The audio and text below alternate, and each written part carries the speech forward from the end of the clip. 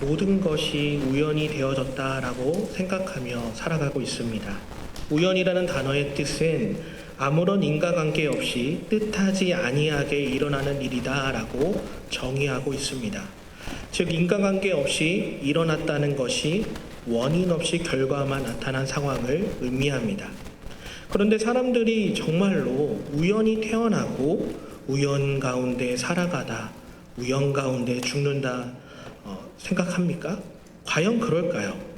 모든 것이 아무런 원인이 일어나며 뜻하지 않는 일들이 계속해서 일어날 수 있을까요? 특히 우연이라는 의미를 가장 잘 반영한 것이 바로 진화론입니다.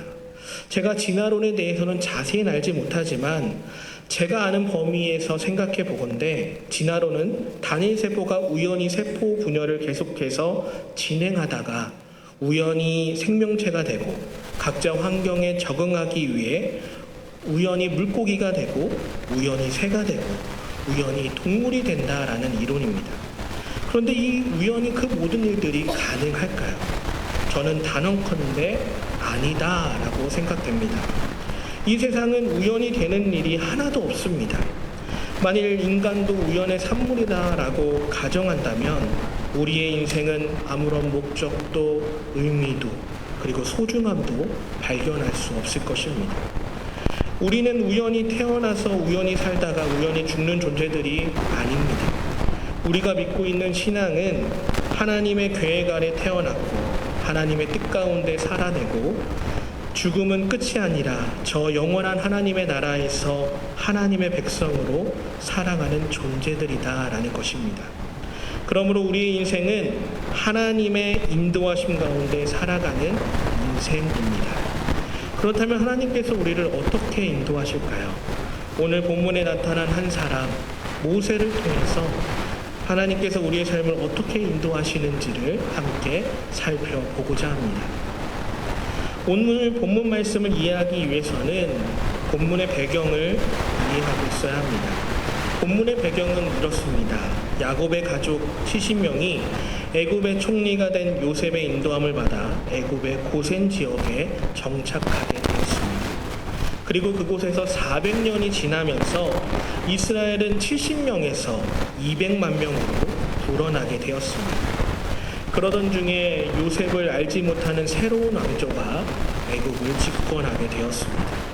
그런데 이 새로운 왕조가 보기에 이스라엘의 사람의 수가 너무나 많았습니다. 이스라엘의 수가 계속 늘어나 폭동을 일으킬 것을 두려워한 애굽의 왕조는 본격적으로 이스라엘 사람들을 핍박하기 시작합니다. 더 많은 노역을 시켜서 죽게 함으로 인구를 줄이려고 했던 것이죠.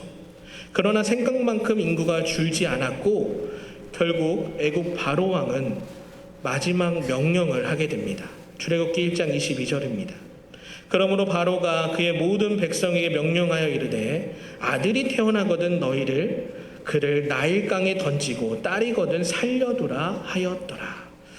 이 애굽 왕 바로는 이스라엘의 번성을 막기 위해서 이스라엘의 남자아이가 태어나면 모두 나일강에 던져 죽이라라는 너무나도 가혹한 명령을 내린 것입니다. 이제 이스라엘 백성들은 아들을 낳게 되면 그 아들은 나일강가에 버려져서 빛도 보지 못하고 죽어야만 했습니다. 이러한 절망적인 상황 가운데 레위지파의 한 부부가 등장하죠. 바로 이 부부는 아브람과 요게벳입니다. 아므람과 요게벳의 부부에도 큰 위기가 찾아왔습니다. 바로 요게벳이 임신을 하게 된 것이죠. 요게벳은 이미 아론과 미리암을 낳았지만 그때는 왕의 명령이 있기 전이었습니다.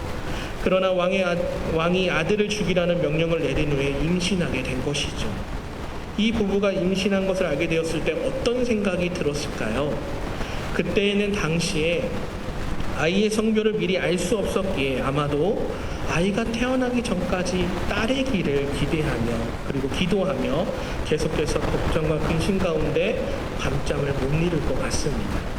만약 아들이 태어나면 어떡하지? 라는 마음으로 계속 마음을 졸였을 것 같습니다. 부모의 고민을 아는지 모르는지 아이는 뱃속에서 무럭무럭 자랐고 때가 되어 세상에 나왔습니다. 그런데 태어난 아기가 어떻습니까? 아들이었습니다. 걱정이 현실이 된 거죠.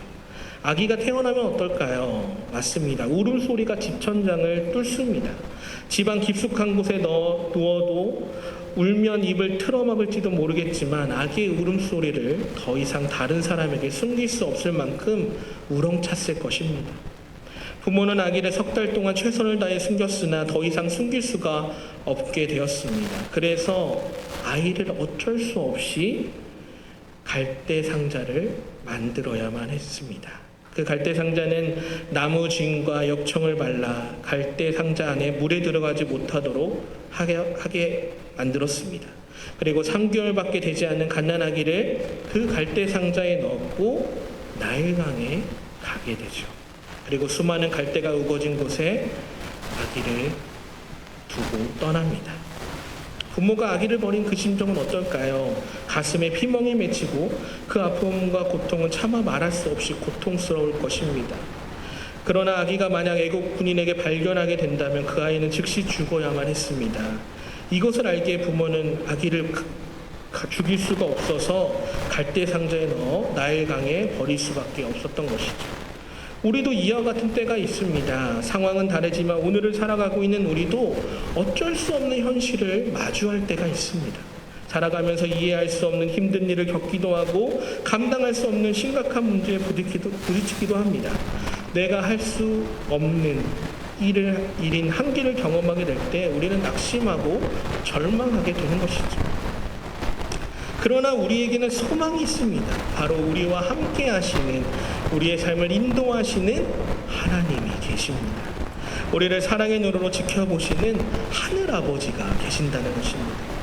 출애굽기 2장 2절을 보니까 그 여자가 임신하여 아들을 낳으니 그가 잘생긴 것을 보고 3달 동안 그를 숨겼으나 라고 말씀합니다. 여기서 아기가 잘생긴 것을 보고 부모가 아기를 숨겼다라고 표현하는데 막 태어난 아기가 얼마나 잘생겼으면 또 얼마나 예뻤을까요? 막 태어난 아기는 피부가 쭈글쭈글하고요. 피부가 빨개서 그렇게 예쁘지 않습니다. 이 표현은 단지 외형을 말하는 것이 아닙니다. 여기서 잘생겼다라는 이 히브리 단어가 토부인데 좋다, 아름답다, 온전하다, 선함을 가리킬 때 쓰이는 단어입니다. 이 토부는 하나님께서 천지를 창조하실 때 즐겨 사용하신 단어입니다. 천지를 창조하시면서 하나님은 세상을 보고 보시기에 좋았더라라고 말씀할 때 쓰인 단어가 바로 토부입니다. 이 단어가 바로 모세에게 쓰인 거죠. 이것은 무엇을 말해줍니까? 바로 하나님께서 이미 모세를 향한 사랑과 계획이 준비되어 있다라는 것을 보여주고 있습니다. 그래서 사도행전 7장 20절에도 그때 모세가 낳는데 하나님 보시기에 아름다운지라 그의 아버지의 집에서 3달 동안 기르더니라는 말씀이 있습니다. 하나님께서 모세를 향한 사랑과 계획이 있듯이 오늘날에도 여전히 하나님의 사람들을 사랑의 눈으로 지켜보고 계십니다. 그리고 그 사랑은 우리를 가장 선한 길로 인도해 주십니다. 그렇다면 하나님께서 모세를 어떻게 인도하셨을까요? 다시 말씀으로 돌아가면 모세의 부모는 나일강에 갈대 상자를 버려두고 떠났습니다. 그 상자는 앞으로 움직이는 힘과 능력은 없었습니다. 더구나 그 상자에는 방향을 조절하는 키와 앞으로 나가게 만드는 동력이 없습니다. 물에는 뜨지만 바람이든 물결이든 바깥에서 상자를 몰고 가야 비로소 움직이는 것입니다. 이는 마치 노아의 방주를 의미하죠. 하나님께서 노아에게 방주를 만들라 하시고 그 안에 모든 종류의 동물 한 쌍과 노아와 그의 가족만 방주 안에 탔습니다. 방주에는 방향을 조절하는 키와 앞으로 나아가게 만드는 동력은 하나도 없었습니다. 오로지 하나님께서 이끄시는 대로 나아갔습니다.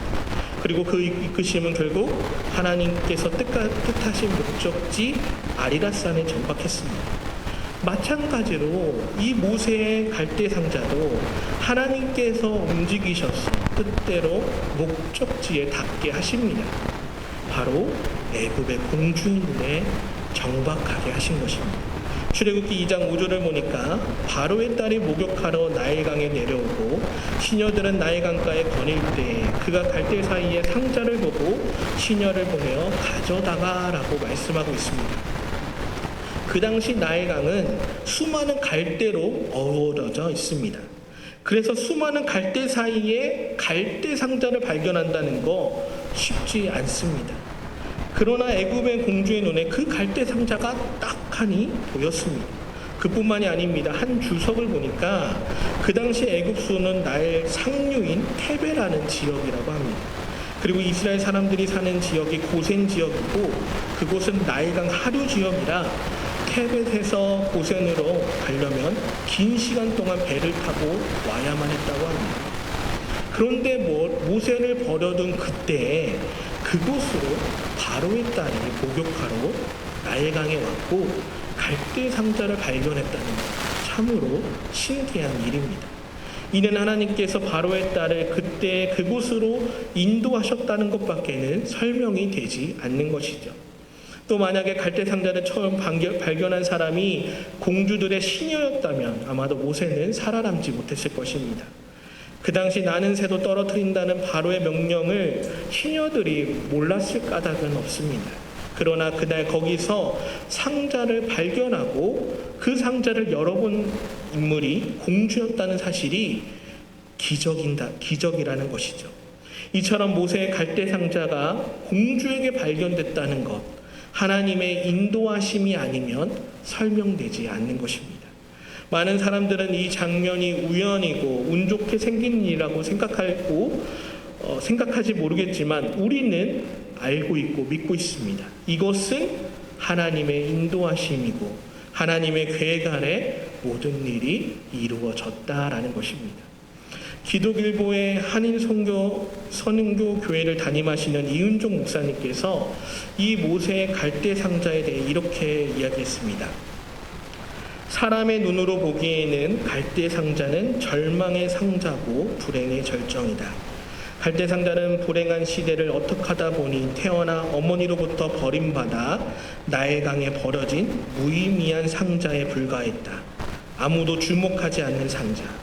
그러나 갈대 상자를 뚫어지게 주목하시는 분이 계셨다. 강에 던져진 갈대 상자를 운전하고 계시고 갈대 상자가 목적을 향해 안전하게 갈 수 있도록 바람의 방향과 속도를 조종하시는 분이 계셨다. 그분이 우리가 못 견디게 사랑하시는 하나님이시다라는 이야기를 했습니다. 하나님은 우리가 버려지고 방치되고 무관심 속에 살아가는 것 같은 시간에도 우리를 주목하시고 지켜주시는 분이다라는 것입니다. 하나님께서 인도하시는 갈대 상자라면 하나님의 선하신 뜻과 계획이 이루어질 때까지 절대로 뒤집을 일은 없을 것이고 아구밥도 되지 못할 것입니다. 하나님께서 인도하시는 갈대 상자는 하나님께서 지키시고 보호하시는 동안에 안전할 것입니다. 우리는 이것을 믿어야 합니다. 그래서 출애굽기 2장 6절을 보니까 열고 그 아기를 보니 아기가 우는지라 그가 그를 불쌍히 여겨 이르되 이는 히브리 사람의 아기로다 라고 말씀합니다. 공주는 이 아기가 바로 히브리 사람 아이다 라는 것을 한눈에 알아보았습니다. 어떻게 금방 알아볼까요? 아마도 히브리 아이가 난 지 8일 만에 할례를 받았기 때문에 그럴 것이다 라고 학자들은 짐작합니다. 만약 공주가 독하고 이기적인 공주였다면 히브리 아이인 줄 알면 그 아기를 시녀들에게 시켜서 다시 버리라고 아니면 죽이라고 명령할 수 있는 상황이었습니다. 그러나 이 공주는 이 아이를 불쌍히 여깁니다. 아버지인 바로왕이 어떤 명령을 내렸는지는 분명히 알고 있을 텐데 공주는 이 아이를 긍휼히 여긴다는 것입니다. 그렇다면 이 공주는 왜 아이를 불쌍히 여겼을까요? 이 또한 하나님의 인도하심이다라고 말할 수밖에 없습니다. 하나님께서는 이 모든 상황을 주장하고 계시고 하나님이 계획을 이루어 가신다는 것이죠. 눈에 보이는 기적이 일어나고 있지는 않지만 하나님께서는 이 공주의 마음을 움직이셔서 긍휼한 마음으로 변화시켜 한 생명을 살리는 기적을 보여주고 계신 것입니다. 하나님께서는 이처럼 사람의 마음까지 변화시켜 주셔서 하나님의 뜻을 이루어 가신다는 것입니다. 우리도 하나님께서 사람의 마음을 만져주셔서 변화시켜 주시는 수많은 간증들을 많이 듣고 또 경험했습니다. 불안했던 그 마음이 평안했던 마음으로, 이기적이었던 그 마음이 이타적인 마음으로, 불평했던 그 마음이 감사의 마음으로 하나님께서는 우리의 상한 심령을 변화시켜 주신다는 것입니다. 하나님께서는 하나님의 사람들을 위해 사람의 마음을 움직이십니다. 그리고 그분의 뜻과 계획을 이루어 가십니다. 지금은 비록 그 마음에 어려움이 있더라도, 그 마음에 힘듦이 있더라도 하나님께서는 때가 되면 그 마음을 변화시켜 하나님의 사람으로 빚어 가시는 줄 믿습니다. 다시 말씀을 보면 바로의 딸이 아이를 불쌍히 여기고 있는 그 절묘한 순간에 멀리서 보고 있던 모세의 누이 미리암이 나타나 자신이 유모를 소개해 주겠다라고 이야기합니다. 그리고 아기 어머니 요게벳을 불러오죠. 그때 바로의 딸이 요게벳에게 이렇게 말합니다. 출애굽기 2장 9절입니다. 바로의 딸이 그에게 이르되 이 아기를 데려다가 나를 위하여 젖을 먹이라. 내가 그 삭을 주리라. 여인이 아기를 데려다가 젖을 먹이더니. 그렇습니다. 아이는 다시 엄마의 손에 맡겨졌습니다. 엄마는 더 이상 아이를 숨길 필요 없이 당당하게 키울 수 있게 되었습니다. 게다가 양육비까지 받으면서 아이를 온전하게 키울 수 있었습니다. 이 얼마나 놀라운 은혜입니까? 하나님의 은혜가 아니고서는 설명할 수 없는 것이죠. 사실 애굽의 공주가 이 아이의 사정을 모를 수가 없습니다. 아이가 히브리 아이라는 사실을 또한 인지했고, 갑자기 나타난 아이인 미리암이 유모가 필요하지 않겠냐라는 요청 뒤에 요게벳이 등장했습니다. 공주는 요게벳과 미리암이 이 아기와 어떤 식으로든 연관이 있을 것이다 라는 사실을 알고 있었습니다. 그럼에도 불구하고 공주는 기분 좋게 속아주기로 생각합니다. 왜 그랬을까요? 바로 한 생명을 살리는 일이기 때문이죠. 애굽의 공주도 한 생명을 살리는 일에 동참한 것입니다. 그리고 그 한 생명을 살리는 이 과정 속에는 하나님의 계획이 있었고 하나님의 인도하심이 있었습니다. 만약에 모세가 바로 애굽의 왕실로 갔다면, 그리고 그곳에서 교육을 받았다면 그는 하나님에 대해서 알지 못했고 이스라엘의 민족에 대해 알지 못했을 것입니다. 그러나 아기의 때 모세는 어머니가 믿는 하나님을 알게 하시기 위해 어머니의 품에 자라게 하셨습니다. 그래서 모세는 어렸을 때부터 어머니를 통해서 자신이 이스라엘 사람이다, 히브리 사람이다라는 정체성을 알았고, 모세가 어느 정도 자란 후에 바로의 딸이 모세를 데려다가 양자로 삼았습니다. 그리고 합법적으로 바로의 궁에 입성하여 그 당시 애굽이 제공할 수 있는 최고의 혜택을 누리며 최고의 교육을 받게 되었습니다. 이처럼 하나님께서는 최악의 상황에서 아기를 향한 최선의 방법을 준비해 놓으셨습니다. 죽어야 할 아기가 어머니의 젖을 먹으며 합법적으로 성장하였고 최고의 학문과 혜택을 누리며 공주의 아들로 성장할 수 있게 하셨습니다. 이처럼 우리가 직면하는 최악의 상황에서 하나님께서 우리에게 최선의 결과를 가져오게 하시는 분이심을 믿으시기를 소망합니다. 그러므로 현재의 삶 가운데 두려움이 있거나 힘듦이 있는, 그리고 걱정이 많으시는 성도님들이 계신가요? 우리의 삶을 인도하시는 하나님을 기대하며 소망하기를 원합니다. 나의 때와 나의 방법이 아닌 하나님의 때, 하나님의 방법으로 우리의 인생을 인도하실 것입니다. 하나님은 선하십니다. 나의 생각과 나의 뜻이 아닌 하나님의 뜻대로, 하나님의 계획대로 우리를 여전히 인도하고 계십니다. 그러므로 모든 일에 우연은 없습니다. 어떠한 상황과 환경 속에서도 내 인생의 배후에는 나를 사랑하시는 하나님께서 나와 함께 하심을 믿으며 하나님의 인도하심을 따라 복된 인생을 살아가는 성도님들 되시기를 예수님의 이름으로 축원합니다. 우리는 오늘 말씀을 가지고 합심하여 기도하기를 원합니다.